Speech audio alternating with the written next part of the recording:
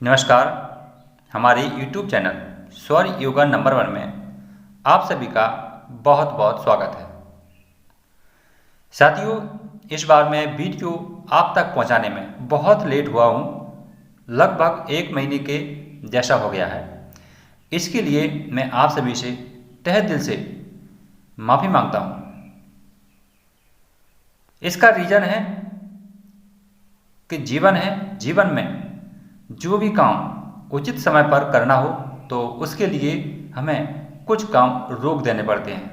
बस यही प्रक्रिया मेरे जीवन के साथ घटी है, इसलिए मैंने उचित नहीं समझा है कि क्योंकि मन सबके पास एक होता है, दिमाग भी सबके पास एक होता है, तो अगर हम एक मन को 2 कार्यों में लगाएं तो न तो पहले वाला पूरा होता है, न ही बाद में जो कर रहे हैं हम उसको पूरा कर पाते हैं। इसलिए मैंने सुनिश्चित किया कि पहले हम जो काम आया है उसको ख़त्म करें, इसके बाद में ही फिर से अपने स्टार्टिंग काम में चालू हो जाएंगे।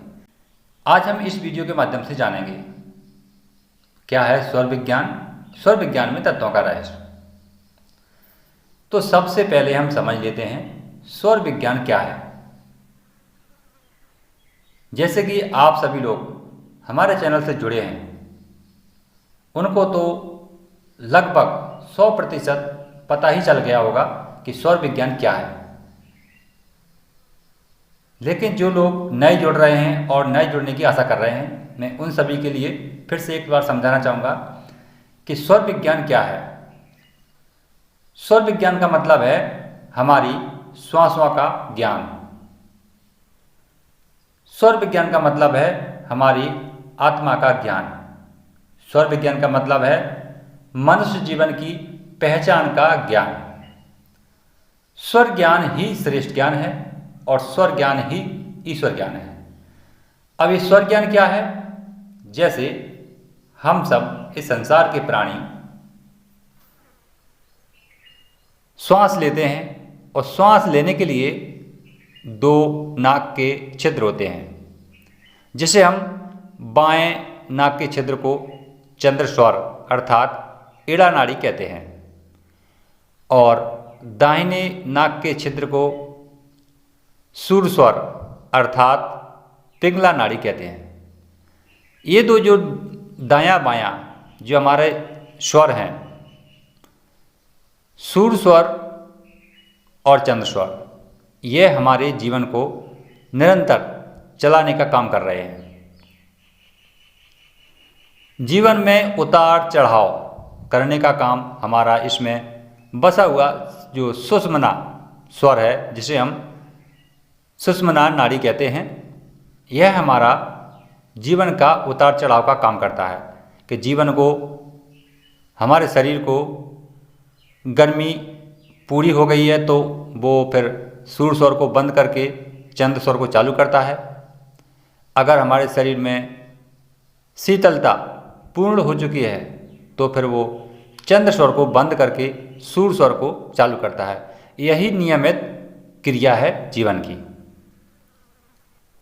अब जो लोग सुषुम्ना स्वर को, जब स्वर हमारे बदल रहे होते हैं, उस समय किसी भी कार्य को शुरू कर देते हैं तो उसमें उस कार्य की हानि हो जाती है।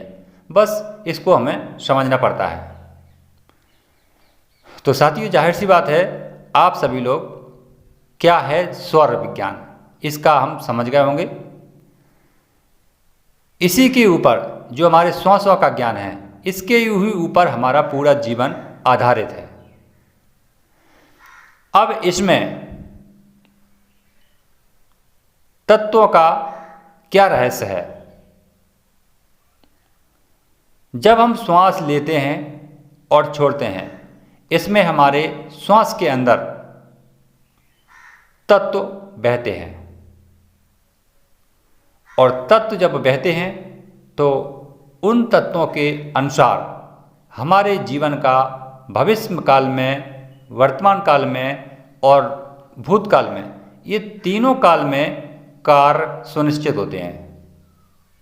हम क्या करने वाले हैं आगे जीवन में, अभी क्या करने वाले हैं और क्या कर रहे हैं, अब क्या कर चुके हैं, इसके बारे में वो तत्व हमें बताते हैं। लेकिन ये बात जितनी सरलतापूर्वक मैं बता रहा हूँ उतनी सरलतापूर्वक आप सभी लोगों को समझने में कठिनाई होगी, क्योंकि यह एक इतनी गहरी और पहनी निगाह का या हम यूँ कहें ध्यान का असर है कि जैसे हवा चलती है, पहले तो हमें हवा ही दिखाई नहीं देती है और ऊपर से हवा में बह रहे अदृश्य छुपे हुए तत्व उनको पहचानना ये इंसान के बस की बात नहीं है। लेकिन जब इंसान परमात्मा के रास्ते को चलने लगता है, परमात्मा के आदेशों का पालन करने लगता है, तो जो तत्व हैं, तत्व साक्षात हमारे परमात्मा हैं, तभी वो इस जीवन में वो पहनी निगाह के द्वारा देखने का आदेश देते हैं, या यूँ कहें कि रास्ता खोल देते हैं, द्वार खोल देते हैं। जब वो द्वार खुल जाता है तब वो जीवन परमात्मा से लिंक हो जाता है, अर्थात परमात्मा के रहस्यों का जो भाव है वो जानने लगता है। जब वो भाव को जानता है तब परमात्मा उसके अंदर वास करने लगते हैं और तभी वो व्यक्ति तत्व ज्ञान से अदृश्य बात को, दृश्य बात को दोनों में ही क्लियर भाव समझने लगता है और अपने जीवन का सही मूल मंत्र को पहचानने लगता है। तब उसका जीवन निस्वाह हो, कोई भी उसके अंदर भाव नहीं रहता है, निस्वभाव से जीता है और वो अपने जीवन को परमार्थ में लगाने का काम कर देता है, क्योंकि परमात्मा भी यही करते हैं। परमात्मा का काम भी यही है, परमार्थ में जीवन को लगा देना।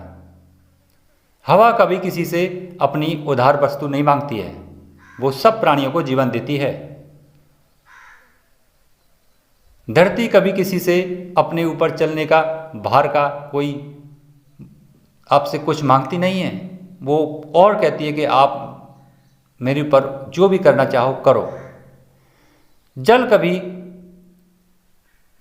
पी करके वो जल कभी ये नहीं कहता है जैसे हम पीते हैं कि लाओ मैं आपके अंदर गया हूँ और आपके जीवन को थोड़ी ठंडक पहुँचाइए तो इसका मुझे कुछ चाहिए, कभी नहीं। अग्नि आपके हर एक साधन को जलाने का काम करती है और आपके घर को स्वच्छ रखने का काम करती है, जिसमें कचरा जल जाता है और स्वच्छ बचता है, तो ये अग्नि का काम है। वो कभी आपसे कुछ नहीं मांगती है। आकाश के नीचे हम अपना अच्छा घर मकान बनाते हैं, अपने जीवन को चलाते हैं, जिसमें हम 4 व्हील यानी अन्य तरह की गाड़ियाँ बना करके चला रहे हैं और आनंद ले रहे हैं जीवन का। आकाश कभी ये नहीं कहता है कि आपने मेरी छत्र छाया के नीचे इतना काम किया है, लाओ मुझे कुछ दो, वो कभी नहीं कहता है। अरे साथियों, यही तो परमात्मा का काम है। परमात्मा कभी किसी से कुछ नहीं मांगते हैं। तो जो जीवन तत्वों की पहचान करके और परमात्मा से जुड़ जाता है तो उसका जीवन भी ऐसा ही हो जाता है। वो जीवन फिर परमात्मा के बनाए रास्ते पर चलता है और कभी किसी से कुछ नहीं मांगता है और उस जीवन से निकले हुए शब्द जिसको भी दुआ में लग जाते हैं वो उसके लिए फलाभूत हो जाता है, उसके लिए वो सच्चाई बदल जाते हैं। तो साथियों, ये थे स्वर विज्ञान में तत्वों का रहस्य। अपने कमेंट, अपने अच्छे विचार हम तक पहुंचाते रहें और वीडियो को लाइक करके शेयर ज़रूर करें, जिससे और भी अन्य लोग इस वीडियो का लाभ ले सकें। फिर मिलते हैं ऐसे ही किसी वीडियो में, तब तक के लिए जय भोलेनाथ। आगे बढ़ने से पहले अपने इस चैनल को सब्सक्राइब जरूर करो और घंटी भी बजा दो, जिससे आने वाले सभी वीडियो आपको सबसे पहले मिलें।